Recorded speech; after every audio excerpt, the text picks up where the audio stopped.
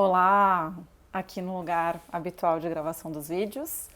E hoje para falar, para fazer um relato sobre a Flip, que foi agora nesse último final de semana, então dia 10 a 13 de outubro. Essa foi a terceira vez que eu fui a Paraty especialmente para acompanhar a festa literária, Eu já tinha passado na cidade algumas vezes quando estava acontecendo, mas até então não tinha ficado, e aí desde 2022, 2022, 2023, 2024, eu tenho ido à Flip por esses 4 dias assim, bem intensos, porque acho que uma palavra boa para descrever a Flip é intensidade, Para quem nunca foi, é um rolê que uma amiga minha brinca que é tipo um Juca literário. Juca são os Jogos Universitários de Comunicação e Arte das faculdades aqui de São Paulo.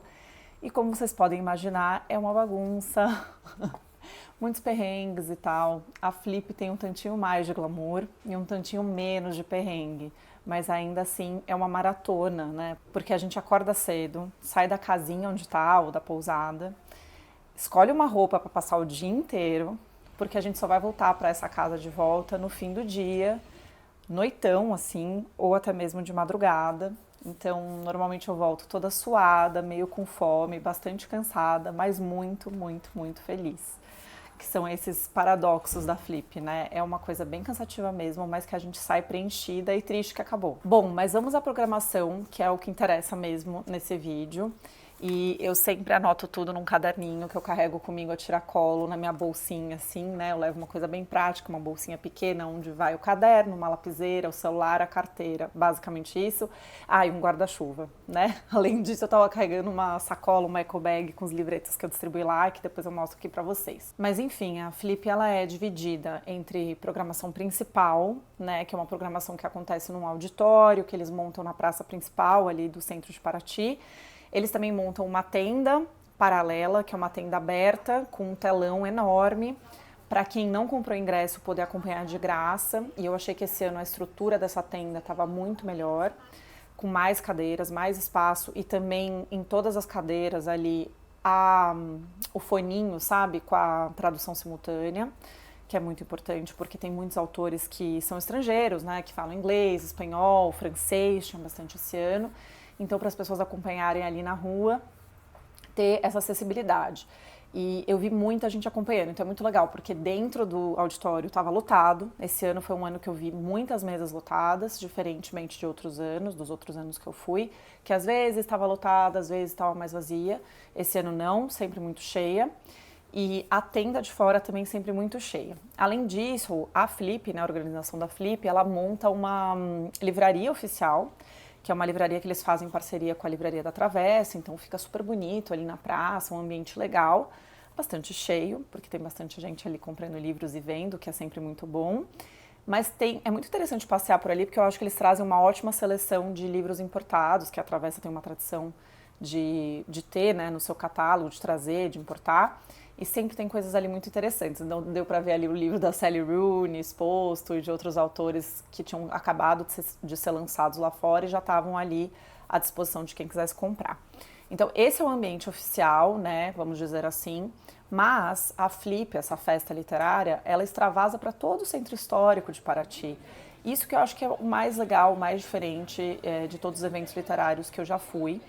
E até um dos autores que estava na mesa principal destacou isso, eu não lembro se foi o Juan Cárdenas ou o Mohamed Mbougar Sarr, que é um autor que eu queria muito ver, era o principal que eu queria ver, que falou isso, assim, nossa, normalmente a gente vai num evento, é num lugar só, você vai num seminário, você vai num auditório, num espaço de eventos, e de repente você tem a Flip em Paraty, que é a cidade inteira voltada para a literatura.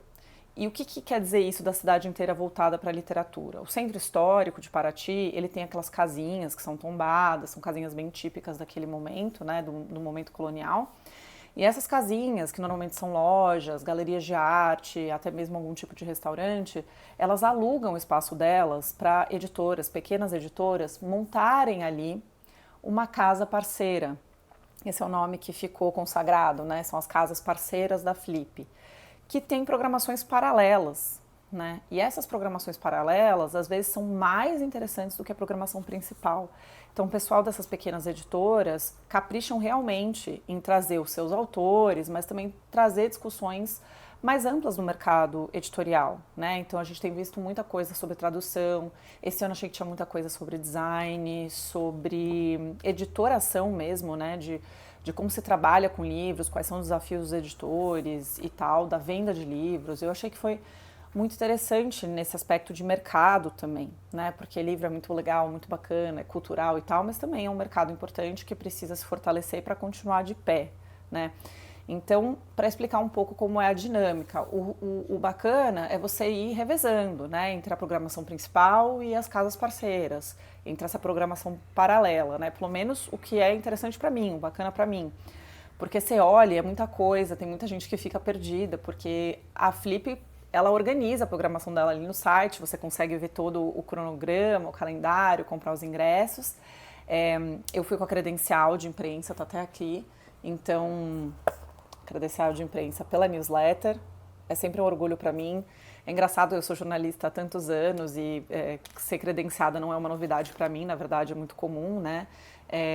Mas é diferente quando a gente é credenciada por um projeto nosso, né? Por uma iniciativa própria, não a da empresa.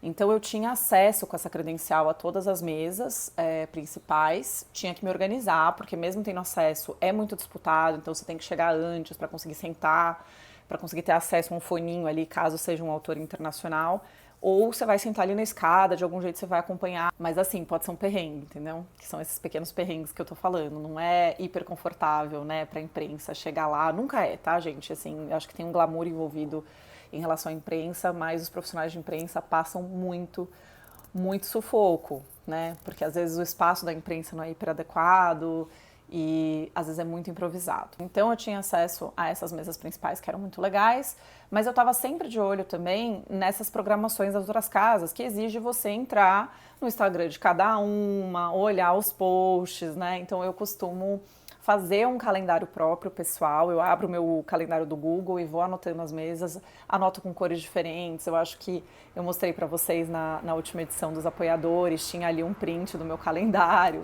Eu sou bem controladora, eu sou bem organizada com essas coisas, eu gosto de ter de visualizar, sabe? É assim que eu me organizo mentalmente, eu preciso visualizar o que é que tá no meu dia para saber para onde correr. Mas enfim, o que eu fui ver realmente, né? Na quinta-feira a gente chegou na parte da tarde, assim, deu tempo de almoçar, e aí ver a primeira mesa ali na programação principal, que foi da Hilária Gaspari e da Marcela Dantes, não sei como pronunciar exatamente. E foi bem bacana a mesa, eu li o livro da Marcela, que é O Vento Vazio, que ela lançou pela Companhia das Letras, e eu gostei bastante desse livro. É um livro que fala de uma comunidade rural, que está em volta de uma usina eólica, e essa usina eólica meio que vai enlouquecendo algumas pessoas. Na verdade, a gente vai vendo assim, a gente conhece um primeiro personagem que está meio enlouquecido com que tem alguma ligação com essa usina eólica, ele é um mega personagem, um narrador, depois a gente vai conhecendo outros narradores, mas todo mundo ali tem alguma questão com a loucura. E a Marcela ficou questionando, serão eles todos os loucos ou os loucos somos nós, né, que estamos assim de fora vendo e achando a gente muito normal. Mas foi muito legal ver a Marcela falar de como ela escreve bastante os livros dela, para além do Vento Vazio, muito inspirada em notícias, né, reais, notícias meio insólitas, meio bizarras, aquelas notícias que a gente vê na página do UOL, sabe? Num determinado momento da noite, a página do UOL passa a ter umas coisas assim um tanto bizarras. Eu tô falando eu mesma, tá? Ela não falou da página do UOL. Mas eu fiquei pensando nisso e ela se depara com essas notícias estranhas e começa a ficcionalizar em cima dessas notícias. Ela falou que agora as pessoas adoram e ficam mandando muitas notícias dessa para ela, assim. E, enfim, ela fica também lidando o quanto ela quer saber do desfecho real da notícia e do desfecho que ela está imaginando. E muitas vezes ela escolhe não saber o desfecho final para poder ficcionalizar em cima. Muito bacana. Bom, aí depois a gente foi para uma dessas casas que eu falei paralelas, era uma casa em parceria da Flip com a CCR, e ali eu fui atraída pela Leda Cartoon. E, gente, eu sou muito fã da Leda Cartoon, assim, eu gosto das coisas que ela escreve, eu gosto das oficinas que ela dá, eu gosto do podcast 20 Mil Léguas, esse livrinho, inclusive, é do podcast, que eles lançaram uma edição especial. eu tenho a eco bag, eu sou assim bem fanzaça mesmo. E ali ela estava conversando com outras pessoas e eu gostei muito que ela falou sobre a lentidão, né? A Leda, ela sempre conta que ela demora a escrever, ela demora a pesquisar. E eu gosto das referências dela que são sempre diferentes, sabe? Ela vai pesquisar autores que não tem muita gente falando sobre eles. E ela leva um tempo para escrever. E ela foi entendendo que essa lentidão é um tempo, é uma medida de tempo interessante, né? Que é uma medida que não precisa ser combatida, que ela pode ser celebrada, que ela leva a escrita para algum lugar. E foi assim um abraço, né? Eu que estou sempre fazendo muitas coisas, queria ter mais tempo para fazer e às vezes acho que estou demorando a concluir certas coisas. Foi muito bom ouvir isso dela, né? De que a gente não precisa sempre ter pressa, que a gente pode respeitar o nosso tempo de maturação de algumas coisas. Eu tenho visto, principalmente na questão do mestrado, né, que demora um grande tempo para você escrever cada capítulo e você revive esse capítulo e reedita e aprofunda, como isso realmente te leva para lugares que você não imaginou, né, para reflexões que você não imaginou e realmente refina a escrita, né? Eu pelo menos tenho visto uma evolução na escrita, nessa forma mais lenta de encará-la, né? Esse foi um ponto. Deixa eu mostrar aqui um dos livros da Leda, para ficar ilustrado bem bonitinho. Esse aqui chama Formas Feitas no Escuro. São trechos pequenos, assim, a gente não sei muito bem como definir, nem a Leda mesmo sabe. Então são pequenos textos. Não sei se está dando para ver. Eu acho que eu estou sempre achando que eu estou mostrando e está super estourada a luz, né? Espero que não esteja estourada totalmente, porque fui eu que configurei sozinha a câmera hoje. Meu marido não está aqui para me ajudar, que ele é o fotógrafo, né? Ele que cuida dessas coisas para mim. Mas enfim, nem sempre temos alguém disponível no momento que conseguimos gravar, não é mesmo? Bom, depois disso, eu ainda peguei um trechinho da mesa principal que estava rolando, aí eu já peguei lá naquela tenda que eu falei para vocês que é aberta, e nessa tenda estava quem mediando a mesa? A mãe da Leda Cartoon, que é a incrível Noemi Jaffe. Era uma mesa com o Joca Terron e o Juan Cárdenas, que é esse escritor colombiano. Foi uma mesa muito divertida, com vários comentários engraçados ali. A mediação da Noemi Jaffe é excelente, fica muito mais uma conversa do que uma mediação, sabe? A Flip, essas muitas mesas que a gente acompanha, faz a gente virar meio que um curador de mediador. Curador de mediador. A gente começa a ter mediadores favoritos, outros que a gente não gosta, porque às vezes conduz a conversa de um jeito que fica travado, ou não faz boas perguntas, ou fala demais sobre si mesmo, né? Ou faz perguntas muito longas. E assim, a Noemi Jaffe eu achei excelente, assim, parecia um papo que eles estavam num bar ali e a gente espiando esse bar. Então foi muito, muito legal. E aí depois a gente terminou a noite indo jantar no Quintal das Letras, que é um restaurante ali super bacana, porque era aniversário dessa minha amiga que foi comigo pra Flip. Então a gente celebrou, assim, do melhor jeito que dava, porque ela merecia. Depois até passamos ali numa festinha que tava rolando ali. Mas logo eu e meu marido voltamos para casa porque estávamos cansadérrimos, assim, do dia, né? Estrada e tudo mais. Bom, aí dia 2, que é sexta-feira, né? Sexta-feira já foi um dia muito mais movimentado, de muito mais mesas que eu queria ver, então aquela correria.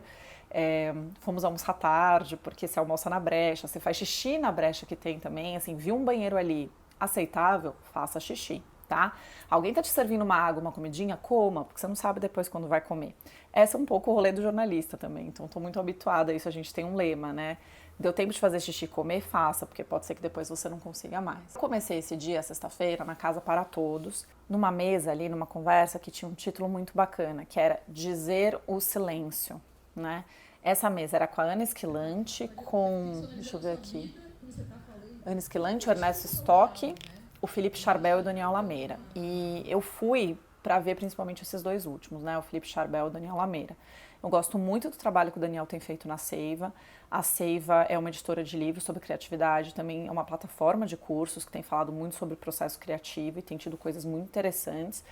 E foi muito legal vê-lo ali na mediação, né? Ele é um cara que entende muito de livros, ele estava na Antofágica, ele estava na Aleph, é um cara que sabe muito do mercado. E o Felipe Charbel, gente, é outro que eu sou bem apaixonada, né? O livro dele, Janelas Irreais, que eu li no comecinho desse ano, eu já tô meio confundindo os anos, tá? Mas eu acho que foi no comecinho desse ano, tá até aqui que eu separei pra mostrar pra vocês, Janelas Irreais, que foi editado pela Relicário, uma edição super bonitinha. Ele é um diário de releituras, como está aqui no subtítulo. E tem um narrador aqui, que é um pouco Philippe Charbel, um pouco não é, e ele vai relendo os livros favoritos da vida dele e fazendo um relato, seja porque alguém encomendou que ele faça uma série de textos sobre isso, ou ele está fazendo uma pesquisa própria. E nesse livro, um dos livros que ele relê é Os Detetives Selvagens, do Roberto Bolanho, o que me fez despertar de novo o meu desejo de conhecer Bolanho, que eu tinha há anos e anos, que eu acho que eu já comentei isso, tem até um vídeo aqui sobre meio que um diário de leitura dos Detetives Selvagens. Pois bem, foi o Philippe Charbel que despertou isso de maneira muito intensa, porque é isso, é um apaixonado por livros, escrevendo sobre essa paixão, sendo lido por uma apaixonada por livros, né? É uma experiência muito gostosa para quem vive e respira literatura, ler as anotações das leituras de um outro aficionado por literatura. E aí eu me joguei em Roberto Bolanho, minha vida mudou para sempre, então serei grata eternamente ao Philippe Charbel por causa disso. E lá eles estavam nessa conversa, nesse papo sobre o silêncio, e fizeram vários apontamentos sobre esse tipo de escrita, que às vezes trata de um personagem, de um protagonista que sempre foi silenciado, ou mesmo que trata de uma dinâmica nessa história que sempre envolve não ditos, né? Então, a Ana Esquilante, que eu não conhecia e fiquei muito encantada por ela e pelas coisas que ela falou sobre escrita, ela leu um conto dela que tem uma mulher que está acamada, que está doente, que se vê doente de repente e precisa receber os cuidados do marido o tempo inteiro.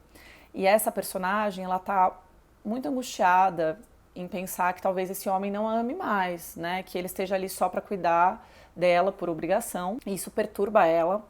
Isso também está nos pensamentos desse marido, mas eles nunca verbalizam isso. E esse não dito frequente vai alterando essa dinâmica da relação. E ela leu ali o trecho e eu fiquei muito emocionada e eu vi que muitas pessoas em volta ficaram emocionadas, porque foi um trecho muito bonito. Essa coisa de ser cuidada e de ver e perder a independência, né? É um medo muito forte para mim e acho que para muita gente. E é um sentimento muito universal, né? Você ficar na dúvida se esse cuidado envolve amor ou envolve só culpa, né? Mas foi muito interessante essa mesa. Eu saí de lá, assim, bem mexida. E tanto por causa do Felipe, o Ernesto Stock também achei que contou histórias divertidíssimas, né? Ele falando como ele pega histórias da vida dele, história dos amigos, como ele ouve histórias no bar e como depois ele vai trabalhar isso na ficção. Então, eu acho que é isso de mais saboroso que a Flip gera, né? Essas conversas mais informais sobre literatura, que você vai entendendo um tanto do processo desse escritor, né? Não só aquela coisa de evento de lançamento de livro que é muito legal, mas que só fala de um livro específico, né? Ali surgem papos muito mais amplos sobre a escrita em si, a vida em si, o que me motivou, o que me motiva, enfim. Daí eu saí rapidinho de lá para ir numa outra mesa que rolou na Casa Estante Virtual, né? Então, pra gente ver como também, além de editoras, tem essas plataformas, a Estante Virtual, né, é um site que vende livros usados, né, em bom estado e tudo mais. Eles tinham uma casa, montaram uma casa, sempre montam esse espaço. E lá eu fui ver o Mauro Paz, que é um querido, que eu gosto muito, meu companheiro de pesquisa, pesquisou Sally Rooney também. O Mauro escreveu esse Quando os Prédios Começaram a Cair, que é um dos finalistas do Prêmio São Paulo de Literatura. Lá também estava com ele a Morgana Kretzmann e o Tito Leite.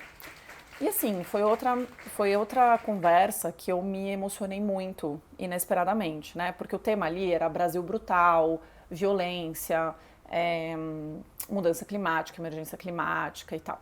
E o Tito Leite, que até ontem era um monge beneditino. E ele contando que ele tinha recém largado a batina. E ele estava vivendo o primeiro evento literário dele, que tudo aquilo era muito novo, que ele estava começando a vida dele agora, aos 44 anos. Porque ele estava nesse mosteiro e ele em algum momento falou que não queria mais. E aí as pessoas lá o colocaram numa clínica de reabilitação, como se ele não estivesse bem, como se fosse uma coisa assim, sei lá, tá perturbado, né? Vamos deixá-lo ali. Ele ficou lá 8 meses, falou que se apegou muito à literatura nesse momento, à escrita. Ele lançou já 2 livros pela Todavia, deixa eu pegar o nome aqui para falar certinho, Dilúvio das Almas e Genipapo Western.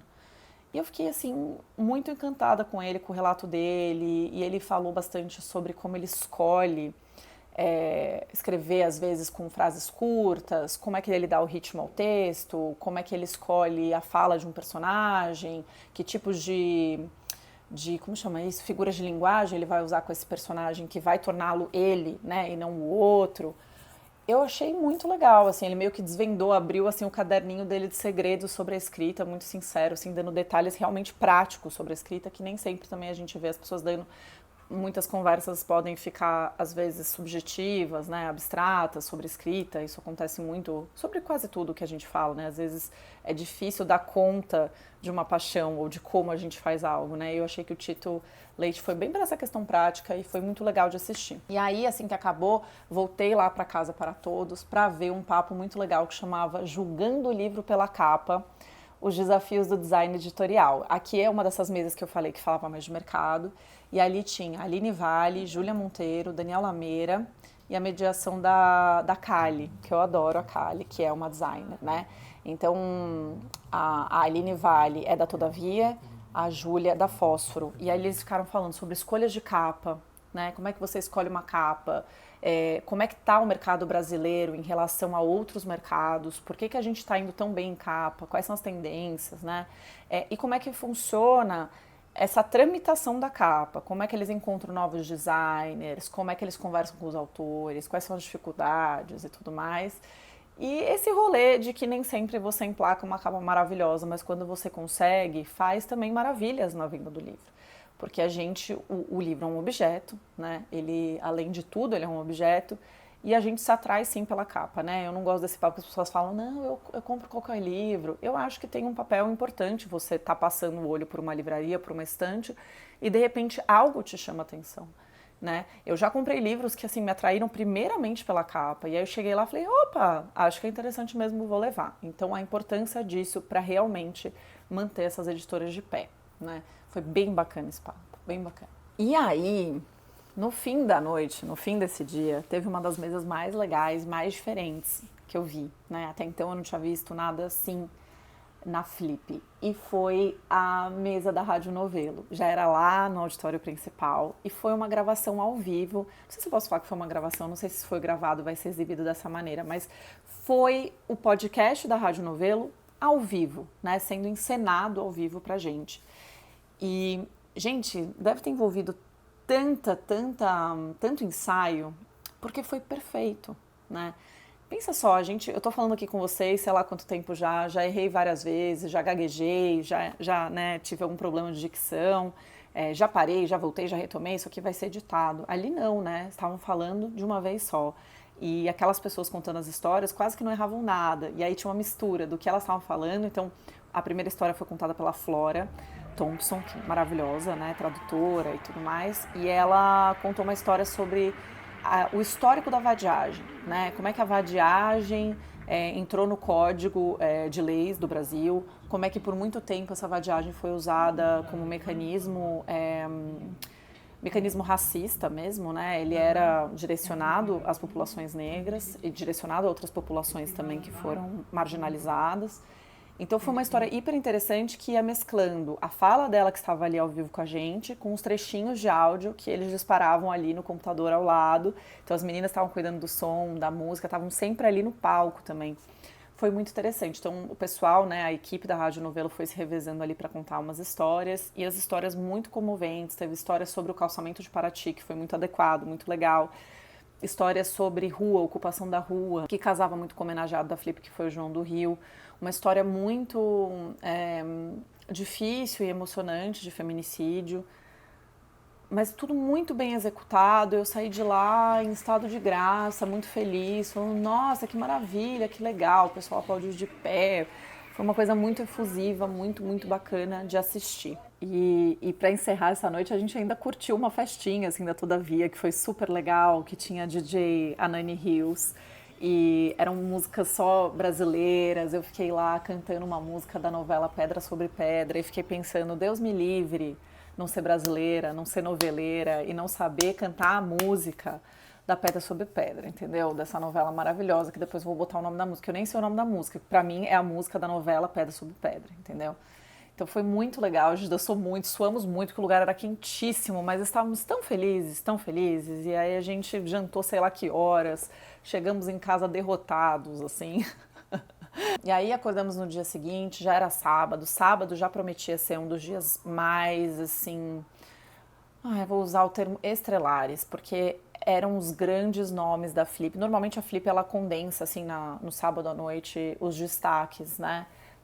Que eles identificam como destaque da festa. E eu tava mirando em algumas mesas e aí a primeira que eu vi foi a do meio-dia, que chamava Eterna Guerra dos Sexos, que era com a Jasmina Barreira, que é esta autora deste livro aqui, que eu já li alguns trechos desse livro, eu li para uma discussão que eu tive em clube de leitura, foi muito legal, mas eu preciso terminar de ler ou ler as partes que eu não li, porque foi meio fragmentado, eu li uns no começo, uns no meio, mas eu gostei muito, ela fala bastante de maternidade, de um ponto de vista muito pessoal, fala da solidão materna, mas fala também das alegrias, e foi muito legal ouvi-la na Flip, falando sobre como a maternidade tem momentos muito alegres e muito divertidos, ainda que muito escatológicos, e ainda que em meio a muito cansaço, em meio à solidão, né? Mas ela tenta trazer essa complexidade aqui e se discutiu muito nessa mesa, assim, que temos sempre tendências literárias, né? Em que em algum momento a gente teve uma tendência também da literatura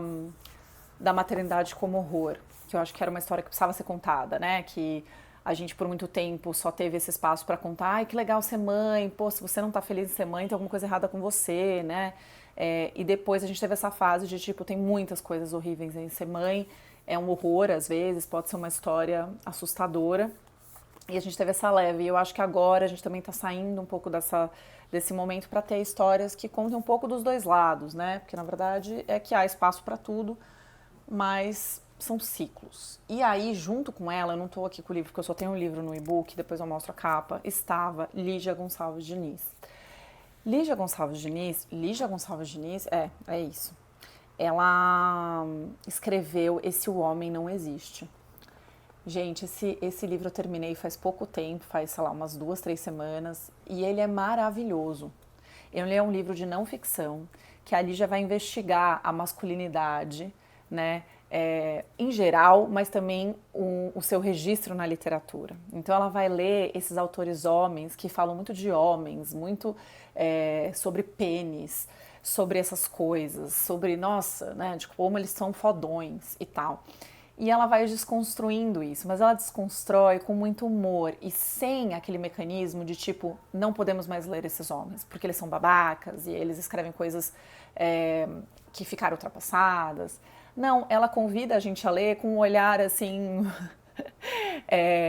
nos permitir sacanear esses homens, né? Que eu acho que essa é sempre uma boa vingança, a vingança pelo humor, né? Então olha só como eles foram horríveis com a gente, foram horríveis e a gente vai se vingar historicamente, socialmente, mas a gente também pode se vingar zoando eles, né? Então assim, é muito incrível como ela mostra o carinho que ela tem por certos autores ali que ela vai narrando, mas que também ela olha para uns trechos e fala, amigo, péssimo isso aqui, hein? Você viajou e tal. E ela vai se construindo alguns conceitos psicanalíticos também, que foram colocando a mulher sempre nesse lugar da inveja do pênis, o que envolve a mulher, o que move a mulher, essa inveja do homem, de querer ser o homem. E ela vai questionando isso, se é isso mesmo e tal. E foi muito bacana ouvir a Lígia. Ela é muito bem-humorada, muito irônica e muito sincera, né? Então ela, por exemplo, falou pra Jasmina, pô, Jasmina, eu não escolhi não ter filhos, não quis ter filhos. E às vezes achei assim meio, ai, que saco, não quero ler esses livros sobre maternidade, né? E depois ela fala, pois eu percebi que eu tava me fechando pra uma coisa também, que era puro preconceito, que eu não deveria me fechar. E, poxa, penso que talvez se eu tivesse lido mais livros escritos por mulheres, falando sobre as questões que afligem as mulheres, outras coisas eu pensaria da vida, né? E ela falou também, trouxe um tema muito interessante, que era, que legal essa onda de maternidade, mas existem muitos outros temas que envolvem as mulheres, na verdade todos os temas envolvem as mulheres, podem ser do interesse das mulheres, mas quando a gente fala de questão feminina, ela falou assim, por exemplo, eu tenho vontade de ler mais coisas sobre menopausa, né? Que eu acho que é uma coisa que tá vindo também, a gente viu a Miranda July, né, essa autora americana que escreveu esse livro recente dela, depois eu boto a capa aqui porque eu não tô lembrando o nome, que fala muito sobre, que vai falar sobre se a perimenopausa, não sei se ela já entrou na menopausa, mas é esse período antes e talvez a menopausa. Então, assim, foi muito legal, foi uma das mesas mais interessantes. Minha amiga que estava comigo falou, nossa, eu quero sair, quero comprar o livro da Lígia Gonçalves Diniz, porque é muito interessante, muito legal e eu recomendo demais, é um dos livros mais legais que eu li no ano, tá? Saiu pela Zahar também, que é um selo da Companhia das Letras. Bom, continuando o batidão aqui de sábado, eu tô já olhando aqui meu celular por causa do cronograma, que foi bem intenso mesmo, a gente saiu correndo dessa mesa para ir ver, lá naquela casa, a Flip CCR também, a Flora Thompson. Levou junto com o Juan Cárdenas, que já tinha participado de outra, ele também é tradutor, além de escritor, e nessa mesa estava o Juan, a Flora e a Leda, Cartoon de novo, e ali eles estavam falando sobre tradução, e gente, muito legal, Flora Thompson é maravilhosa, tradução é um tema que me interessa muito, como vocês sabem, então foi muito legal ouvi-los falar sobre o que é traduzir para o português, quais são as dificuldades de traduzir para o português, por que eles escolheram esse caminho de traduzir para o português, né? E a Flora contando ali que foi meio a falta de gente fazendo coisas em português que a levou, né? Ela começou com espanhol e alguém falou, olha, você devia dar uma olhada em português, porque é fácil de aprender, hahaha. Ela não achou fácil a transição do espanhol para o português, mas viu que tinha ali um gap de tradutores do português, que poderia ser um mercado interessante para ela. E olha só, né? Foi muito, né? Flora, assim, cidadã do meu coração brasileiro, eu acho, porque às vezes ela pode entender mais da nossa língua do que a gente mesmo, né? Porque tem esse olhar muito analítico do uso que a gente faz das palavras, que a gente, quando é falante, não fica... Quando é falante e não é super estudioso disso, não fica prestando tanta atenção, né? Depois disso, a gente foi para a mesa principal de novo, que tinha uma mesa Sagradas e Profanas, que tinham duas autoras ali. Eu confesso que não foi uma das mesas que eu mais gostei, tô pegando o nome aqui das autoras.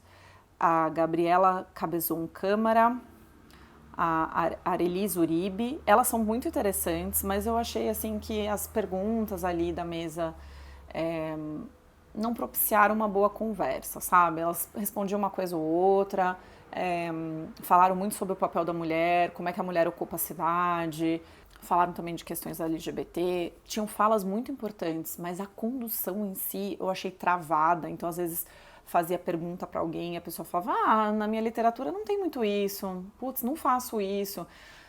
Não sei, achei que ficou meio ali no ar algumas coisas, eu fiquei com vontade mesmo de ler essas autoras. Alexa, parar.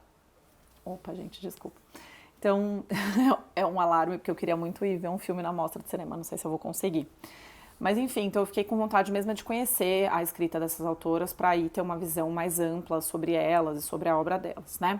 Bom, para além dessa mesa, aí a gente foi chegando nos momentos principais do evento, para mim, tá?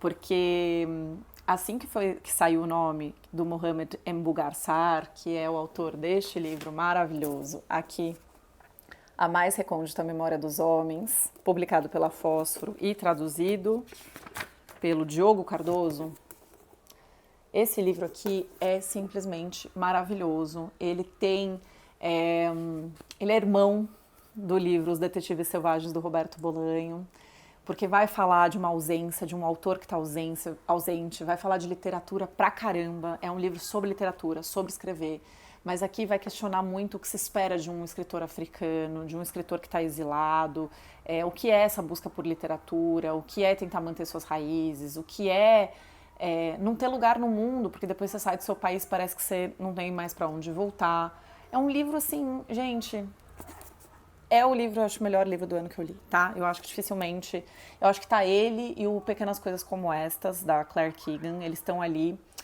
bem parelhos nessa corrida e é maravilhoso. Então eu tava muito empolgada para ouvi-lo falar. E essa mesa, gente, foi muito legal, porque juntou ele com o Jefferson Tenório, né, nosso autor aqui muito celebrado, que eu nunca li nada dele, mas saí da mesa, assim, preciso ler para ontem. E foi mediado pela Rita Palmeira. Foi uma mediação muito legal, muito generosa. Eu achei que a Rita Palmeira, ela contou para as pessoas do que se tratava esse livro, A Mais Recôndita Memória dos Homens. Porque quem tá ali, às vezes não leu, e aí é legal você ser incluído na conversa, sabe? Tipo, sobre o que é isso? Sobre o que vocês estão falando? E o Jefferson Tenório, a mesma coisa. Ele deu breves sinopses do livro dele, porque ele ia comentando alguns temas e falava, no meu livro eu fiz isso, meu livro é sobre aquilo.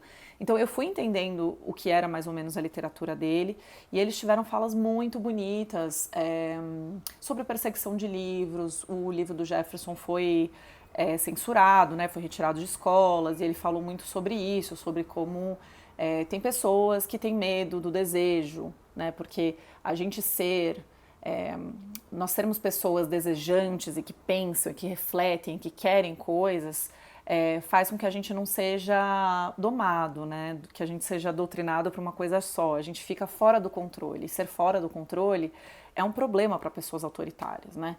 Então, assim, foram falas muito, muito, muito bonitas. Acho que esse é o momento de eu relembrar. Eu até vou botar na newsletter, eu esqueci. Todas essas mesas do auditório principal, elas estão no YouTube, gente. Então, assim, é muito maravilhoso de acompanhar. Dá para todo mundo rever. Eu quero rever várias, né? Essa, por exemplo, é uma que eu quero ouvir de novo, porque eu anotei tanta coisa, assim, eu fui anotando, e eu saí, assim, muito, muito preenchida. Eles falaram também uma coisa muito legal sobre como é se inspirar em grandes autores, né? Porque esse livro, A Mais Recôndita Memória, e o novo livro do Jefferson Tenório, eles falam muito sobre autores que eles leem, sobre como eles extravasam para a escrita deles, né? Como a história da literatura, na verdade, é uma história da gente lendo pessoas e escrevendo sobre o que a gente leu, ou sobre uma técnica que a gente aprendeu em outro livro, né? E como é que isso não te paralisa quando você chega diante de um livro assim genial, né? Porque o Chico Buarque amou A Mais Recôndita Memória, então assim, tipo, nunca mais vou escrever nada depois disso. E o Mohammed, ele falou uma coisa muito legal, que é tipo, ele tem uma visão de que isso só te inspira, em vez de te aterrorizar, né? Então ele sente que ele teve uma fala muito bonita sobre os ombros de gigantes. Então ele se apoia sobre esses grandes gigantes da literatura para ver mais longe, para chegar mais longe, para tentar coisas a mais, né? E não isso como uma limitação. Poxa, já escreveram essa coisa genial, para que eu vou escrever uma coisa? Não, pelo contrário, isso só o estimula. Então, gente, vocês estão vendo minha empolgação falar, porque foi realmente assim, maravilhoso, maravilhoso, maravilhoso. E aí, no final ainda, aí a gente saiu dessa mesa e fomos louconas almoçar às 6h30 da tarde. 6h30 da tarde, tá? Nós pelo menos comemos um pad thai maravilhoso, num tailandês que tem ali bem pertinho da Praça da Matriz. Eu deixei o nome direitinho do restaurante no e-mail para os apoiadores. E aí a gente correu de volta para ver a mesa do Edouard Louis. O Edouard Louis, esqueci de pegar o livro dele aqui, mas eu boto a capinha. Ele tem essa série de livros que estão saindo pela Todavia, que são livros curtos, que falam muito sobre a vida dele em família, né? Então tem um livro que é mais concentrado no pai, tem alguns que são concentrados na mãe. Então ele foi um cara que a família tentou silenciar muito, principalmente o pai, né? Um homem gay, e que esse pai não aceitava. Então, violência por todos os lados. E aí ele foi escapando desse ambiente familiar e foi ascendendo para essa classe intelectual, mas toda a dor envolvida nesse processo, que é algo que a gente conversa muito quando a gente fala de Denis Ernaux e de outros autores que tratam disso.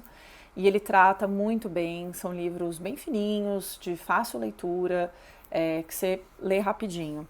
E com ele, ao contrário dos outros, que tinha sempre outros autores envolvidos, era um debate, com uma mediação e tal, ele estava ali para ser entrevistado. Ele foi entrevistado pelo Paulo Roberto Pires, se eu não me engano.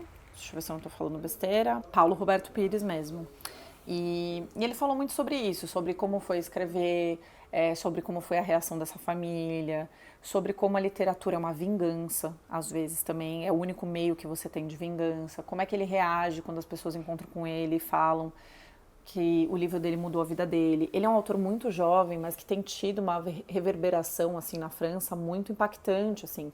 Então, esse pai, que ele teve uma relação muito difícil, ele depois vai ter vários problemas de saúde, porque trabalhou muitos anos, trabalho pesado, vai ter problemas na coluna, problemas de mobilidade, e ele vai ser meio que abandonado por esse Estado francês, que vai cortando os benefícios que ele tem, os remédios vão ficando caríssimos e tal, e esse livro chama Quem Matou Meu Pai, no sentido de desse desamparo do Estado, né, de que não é culpa do meu pai ser assim, é esse caldo desigual e brutal que o tornou um homem brutalizado também, né? E aí ele vai nomear esses políticos franceses que contribuíram para essa situação do pai dele e vai na França ter uma reação a isso, dessas grandes figuras, ex-presidentes, presidentes atuais, meio que responder ao que ele está falando. Então, pra gente, eu não tinha noção desse impacto lá na França, né? Eu li esse Quem Matou Meu Pai, eu achei bacana.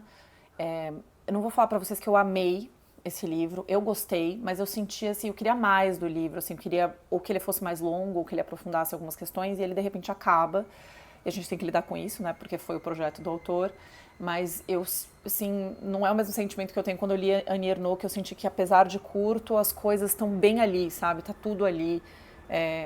Ainda que eu sempre queira ler mais Annie Ernaux. Mas eu não sabia desse impacto todo social e político do Edouard Louis. Foi muito legal de saber disso, assim. Foi uma entrevista muito bem conduzida, que também terminou assim, meio de repente, foi mais curta do que eu imaginava a entrevista, né, fazendo até um paralelo com os livros dele.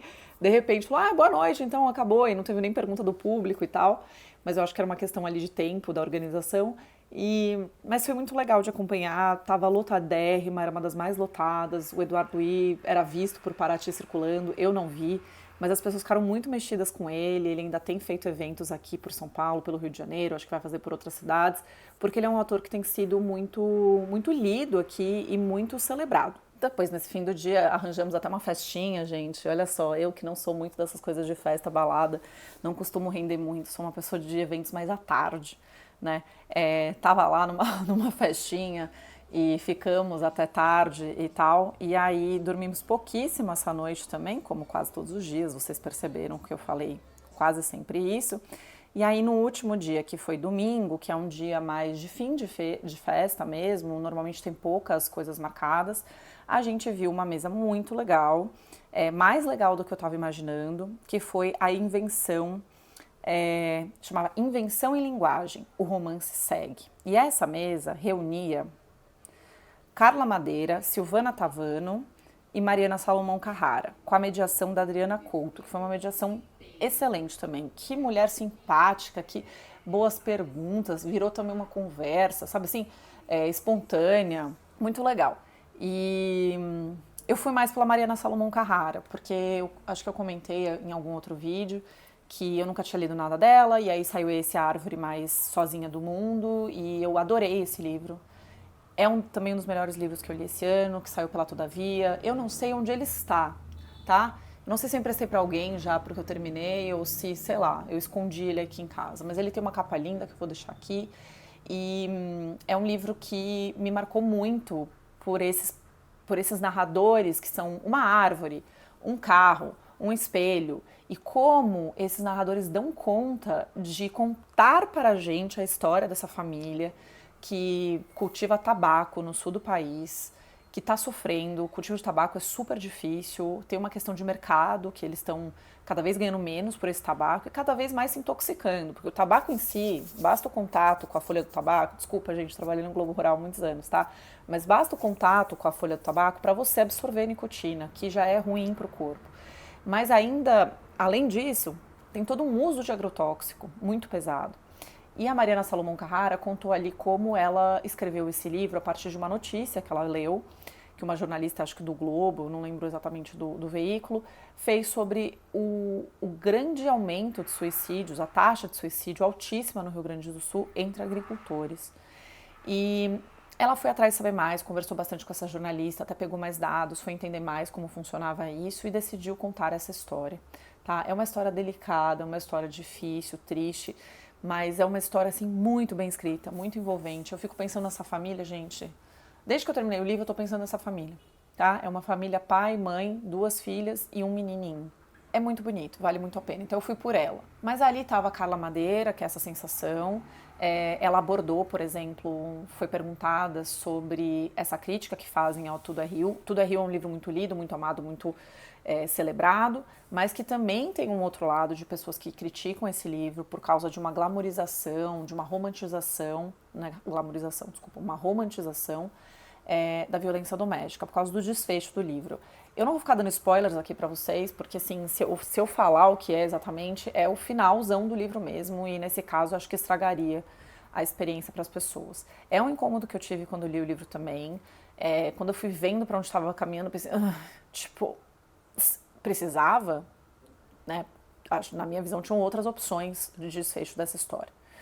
Mas a Carla Madeira foi perguntada sobre isso e a resposta dela, ainda que eu continue não gostando do livro, continue tendo problemas com o fim do livro, achei que foi uma resposta bem estruturada, ela caminhou pelo lugar do perdão, de que o perdão é muito mais complexo do que a gente imagina, que a gente meio que fecha o perdão numa caixinha, o perdão só é dado, sei lá, quando o problema realmente some, tudo se ajeita, mas às vezes as coisas não são assim, existem coisas terríveis que acontecem na vida e ainda assim existem pessoas que perdoam, né? Então ela estava contando uma história desse tipo de perdão, que existe, a gente sabe que existe. Mas foi uma resposta ali bem estruturada. A Silvana Tavano, que eu não conhecia, minha amiga conhecia porque fez aulas com ela de escrita, achei super interessante, super também ácida nos comentários, então foi uma boa combinação de escritoras ali, conversando sobre isso, e foi um ótimo desfecho da Flip para mim. Eu gostei muito de ver essas 3 autoras brasileiras falando sobre isso e vendo como estava cheio para vê-las, né? De como as pessoas estavam ali interessadas, de como a literatura nacional está com essa força e a literatura escrita por mulheres também, né? Tá com essa força toda. E livros que as pessoas são assim fanzaças, né? Que tem seguidores. Mariana Salomão Carrara, toda vez que lança um livro é um mega sucesso. A mesma coisa a Carla Madeira. E a Silvana Tavano ainda, que seja menos conhecida do que essas, me pareceu uma pessoa que tem muita qualidade literária. Eu gostei muito das coisas que ela falou, pretendo ler livros dela. Ela também escreve livros infantis, então muito, muito interessante. E eu fiquei falando de desfecho aqui, da Flip, de escritoras mulheres, e quase que esqueci de falar da mesa que eu participei. Né, que foi muito legal. Na sexta-feira à noite a gente se reuniu ali na Casa Libre, que é uma dessas casas parceiras, para falar sobre newsletter como espaço de escrita e principalmente a escrita de mulheres, porque a gente tem visto um boom do Substack e de outras plataformas de newsletter, e aqui no Brasil eu tenho visto um movimento muito, muito de mulheres nesse rolê. E essa iniciativa de fazer uma mesa surgiu dentro desse grupo de WhatsApp que a gente tem com escritoras, então tem tipo gente bacanérrima, Carol Hillman Sandler, tem a Carol Ben-Simon, tem a Fabiane Guimarães, tem a Camila Surina, a Gaia, tem a Thaís Bravo, tem a Renata Correia, eu vou esquecer de alguém aqui, vão me matar depois, tá? Tem a Gabi Albuquerque, enfim, tem bastante gente legal. E a gente meio que falou, vamos fazer alguma coisa, né? Vamos fazer alguma coisa na Flip. E aí a Thaís, a Camila, a Gaia, a Ana Rushi, que também faz parte do grupo, tomaram a frente e tivemos 2 eventos, né? Um na quinta-noite e um na sexta-noite. E foi muito bacana, foi bastante gente. A gente falou muito sobre como se manter motivada, quais são os temas, o que a gente acha depois de publicar livro, os cuidados com a plataforma, salve seu texto, aquilo é só uma plataforma, aquele não é o seu espaço, né? Então foi muito acolhedor, eu adorei conhecer leitoras da newsletter, entreguei o livreto, deixa eu mostrar o livreto para vocês antes que eu me esqueça. Ui, derrubei um negócio ali, mas tudo bem. O livreto, ixi, agora quero ver, focar aqui. Será que assim tá focando? Acho melhor mais distante, né? Sei. Aí, ó. Sei lá, tá muito estourado, gente, aqui a luz.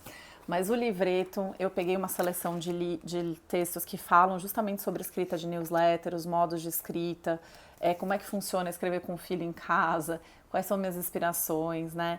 E eu juntei esses principais textos aqui nesse livreto e fui distribuindo para quem me encontrava na Flip. Então foi muito legal, entreguei para quem estava na mesa, mas para quem me encontrava na rua mesmo. E eu vou mandar para todos os apoiadores, tá? Na newsletter que vai acompanhar este vídeo, quer dizer, o vídeo acompanha a newsletter, tem ali um link de um formulário para vocês responderem para receber esse vídeo. Não esqueçam de me mandar, por favor, né? Tô vendo o tempo aqui da gravação, tá tudo certo. E aí queria mostrar aqui também o livro que a Thaís está lançando, que é esse Expansão Marítima. Muito bonito esse livro. Ela também me deu a zine dela, chama Receitas para o Fim. É muito bonita. Não sei se vai dar pra ver aí. Coisa linda. Gosto muito do que a Thaís escreve. E, gente, eu fui tão contida que lá eu comprei pouquíssima coisa, tá?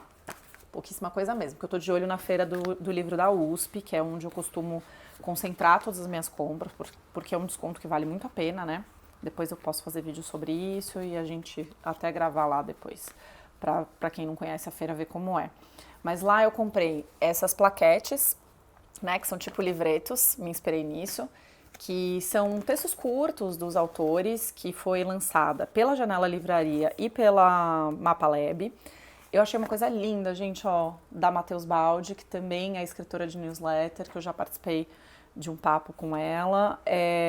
Esse da Flora Thompson, Devô, e da Paula Scarpim, que também são da Rádio Novelo.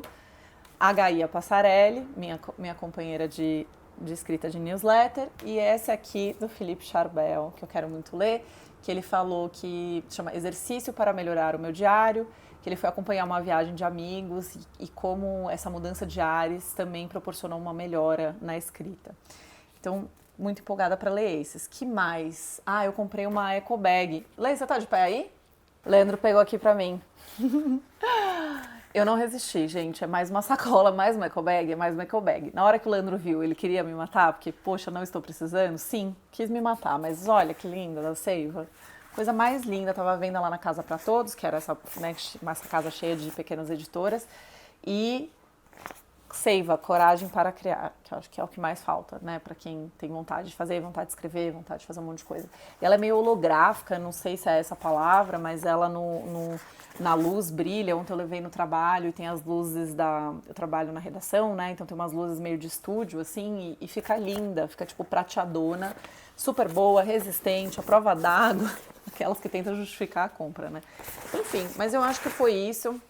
Eu acho que eu dei conta de falar tudo que eu queria falar, vai ficar um vídeo imenso como sempre, mas eu acho que além de contar tudo que foi a Flip, como é que é a experiência da Flip, o que de mais bacana se falou, né, nessas mesas, eu acho que deu também para destacar leituras muito bacanas que eu fiz no ano, então já me antecipando aquele vídeo de fim de ano que eu adoro fazer, que é meio que um balanço das leituras, que foi mais legal, porque, gente, realmente, muitos dos livros que eu li nesses últimos tempos que eu gostei muito, o pessoal tava lá. Então, né, esse aqui, a Mariana Salomão Carrara, a Lígia Gonçalves Diniz, o próprio Felipe Charbel. Então foi muito, muito bacana. Enfim, gente, acho que já falei demais, vou encerrar por aqui. E lembrando sempre, né, que esse vídeo chega primeiro para os apoiadores da newsletter. A newsletter queria ser grande, mas desistir. Então considere apoiar também, R$7 por mês ou R$70 no ano. Eu agradeço sempre muito aos apoiadores que permitem que eu faça tudo isso, né? Que esse dinheiro contribui muito para tudo isso também, para essas experiências também, para poder comprar livro, para poder comprar microfone, para ir aperfeiçoando certas coisas, né? E então sempre, sempre muito, muito feliz por esse apoio e ainda muito desacreditando que tem gente que queira apoiar o que eu faço. Não porque eu não confio no que eu faço, mas porque eu sei como é difícil, né? A gente separar uma parte do nosso dinheiro para isso. Bom, deixa eu parar de falar, senão eu não vou parar de falar nunca mais. Acabou este vídeo agora. Um beijo, até a próxima.